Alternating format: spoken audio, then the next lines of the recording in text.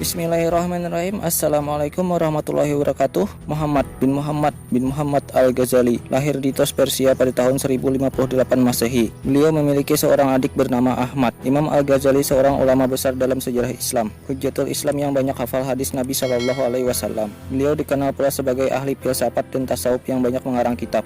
Suatu ketika Imam Al-Ghazali menjadi imam di sebuah masjid, tetapi saudaranya yang bernama Ahmad tidak mau sholat berjamaah bersama Imam Al-Ghazali, lalu berkata kepada ibundanya, "Wahai ibu, perintahkanlah saudaraku Ahmad agar sholat berjamaah bersamaku di masjid, agar orang-orang tidak menuduhku yang macam-macam terhadapnya." Ibunda Imam Al-Ghazali lalu memerintahkan putranya agar Ahmad sholat berjamaah dengan Imam Al-Ghazali.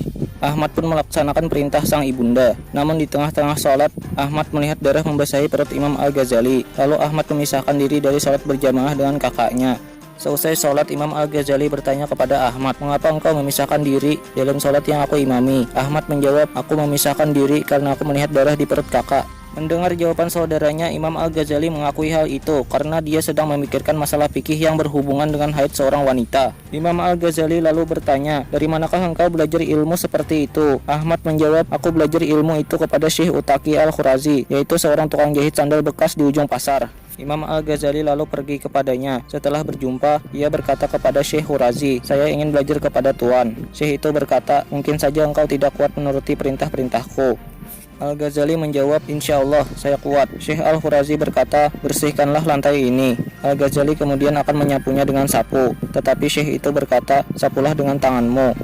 Imam Al-Ghazali pun menyapu lantai dengan tangannya. Kemudian dia melihat kotoran yang banyak dan bermaksud menghindari kotoran itu. Namun Syekh Al-Khurazi berkata, "Bersihkan pula kotoran itu dengan tanganmu."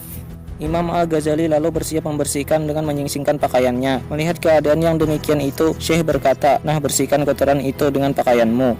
Imam Al-Ghazali menuruti perintah Syekh Al-Khurazi dengan ridha dan tulus. Namun ketika Al-Ghazali hendak memulai melaksanakan perintah Syekh tersebut, Syekh langsung mencegahnya dan memerintahkannya agar pulang.